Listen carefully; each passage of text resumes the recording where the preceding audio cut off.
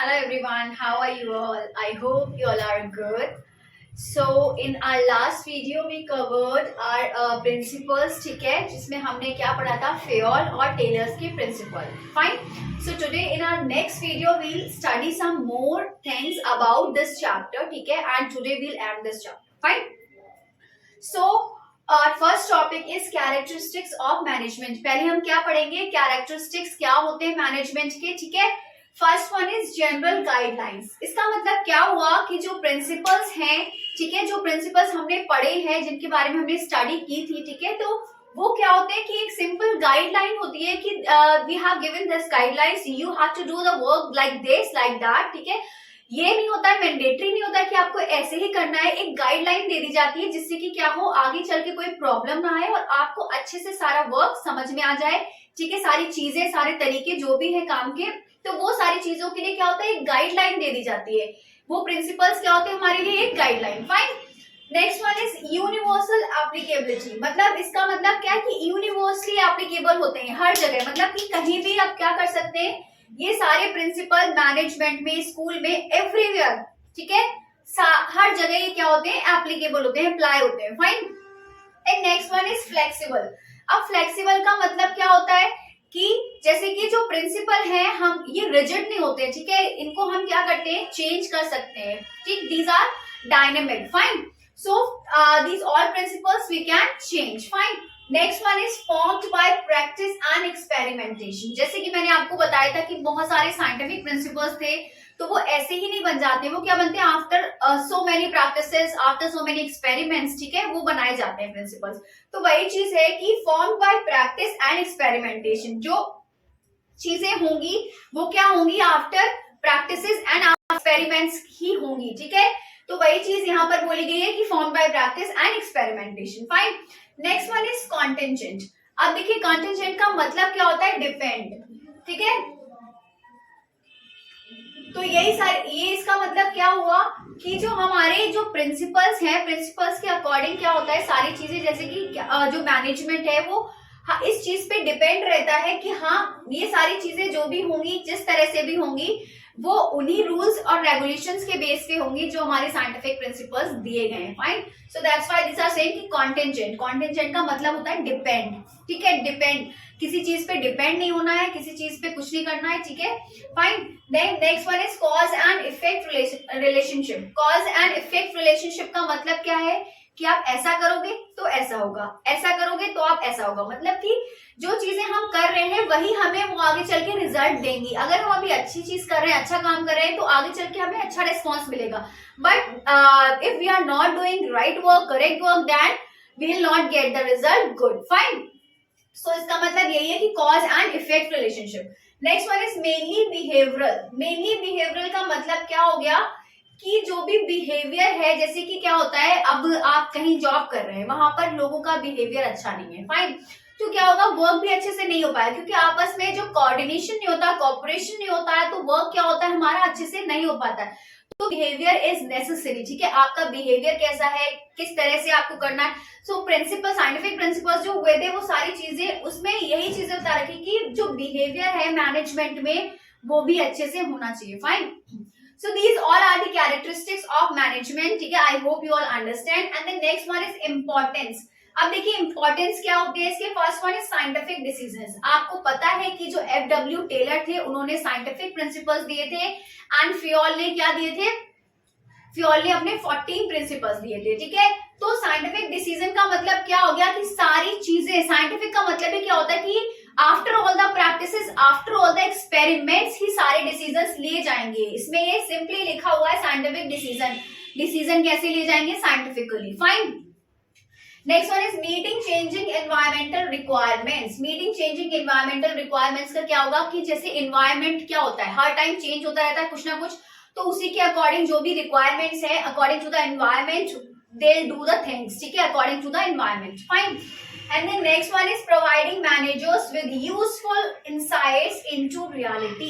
Providing managers मतलब कि क्या होगा, useful insights into reality का मतलब क्या होगा कि सारी प्रिंसिपल्स से हम क्या कर सकते हैं, वो हेल्प करते हैं मैनेजर्स की कि आपका जो चल रहा है, आपका जो मैनेजमेंट में जो चीजें चल रही हैं उसको, जो सारी इंसाइट्स है अंदर की, ठीक है, उसको रियलिटी में लाना, कि हाँ रियल चीजें दिखाना, वो सारा कौन हेल्प करता है? प्रिंसिपल हेल्प करते हैं। Fine. And then next one is fulfilling social responsibility. Fulfilling social responsibility का मतलब क्या हो गया कि जैसे कि जब हम कोई काम करते हैं तो ये हमारा ये भी एक ऑब्जेक्ट होता है कि जो सोसाइटी है हमारी उस वो भी क्या हो, हार्म ना हो, उससे जो भी हम वर्क कर रहे हैं उस सारे वर्क से जो हमारी सोसाइटी है उसको कोई भी चीजें हार्म ना करे। अगर हम कोई वर्क कर रहे हैं पास में पॉल्यूशन फैला रखा है तो उससे भी हमारी सोसाइटी क्या होगा, पॉल्यूट होगी, ठीक है। तो वो सारी चीजें, उसका मतलब क्या होगा कि फुलफिलिंग सोशल रिस्पॉन्सिबिलिटी, हम जो भी वर्क कर रहे हैं उससे हमारी जो सोसाइटी है, ठीक है, उसकी भी सारी चीजें फुलफिल होनी चाहिए। तो वो रिस्पॉन्सिबिलिटी किसकी है? मैनेजमेंट की है। Fine. So these all are the importance of management. We have done characteristics and then importance. Fine. So now one last topic is left, difference between Fayol and Taylor's. Fine. Fayol कौन थे? जिन्होंने 14 principles दिए थे, और Taylor कौन थे? जिन्होंने scientific principles दिए थे। Fine.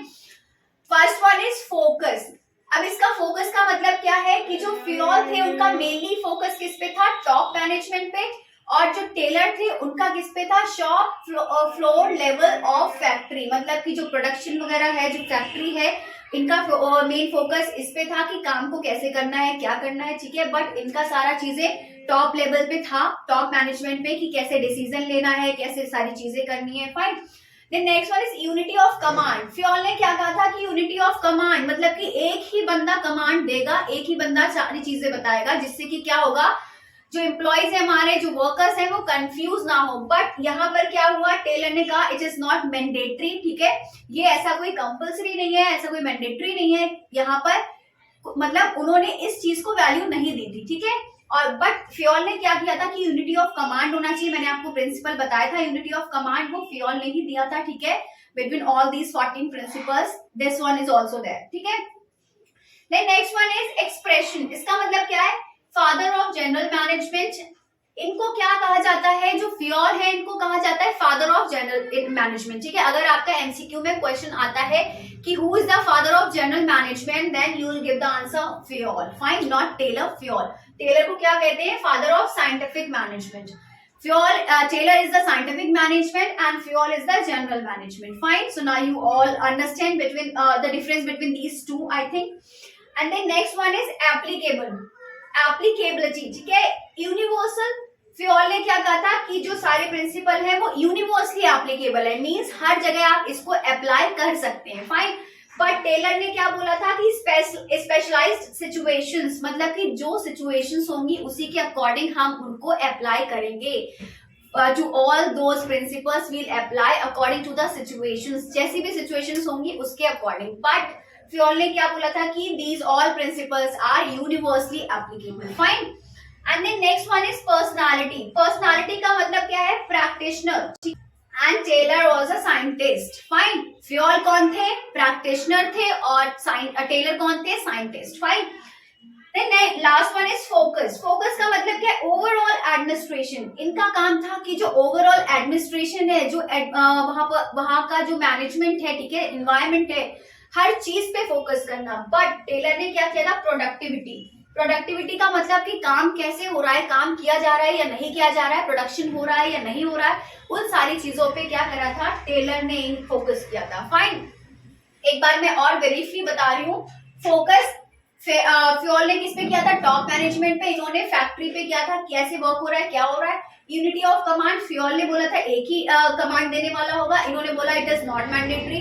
देन नेक्स्ट एक्सप्रेशन का मतलब है कि फ्योल को फादर ऑफ मैनेजमेंट कहा जाता था और टेलर को साइंटिफिक मैनेजमेंट, ठीक है। Means Fayol scientific general management के फादर थे और टेलर किसके थे? साइंटिफिक मैनेजमेंट के। फाइन। देन एप्लीकेबिलिटी में क्या हुआ था कि यूनिवर्सली एप्लीकेबल है, ये फ्योल ने कहा था, और टेलर ने क्या कहा था कि सिचुएशन के अकॉर्डिंग है। Fine. Then next one is personality. Personality क्या था? फ्योल प्रैक्टिशनर थे, और जो हमारे टेलर हैं वो कौन थे? Scientific scientist. जो हमारे टेलर थे वो कौन थे? Scientist. Fine. And then next one is focus. इन्होंने ओवरऑल एडमिनिस्ट्रेशन फोकस किया था। इन्होंने क्या किया था कि सिर्फ प्रोडक्टिविटी पे फोकस किया था कि हमारा प्रोडक्शन कैसे हो रहा है, एंड ऑल दीज थिंग्स, ठीक है। So today we have done characteristics, importance and the difference between Creole and Taylor. So I hope you all understand. Then kindly do like, comment, share and subscribe my channel. So till then, bye bye, take care, have a good day and take a screenshot.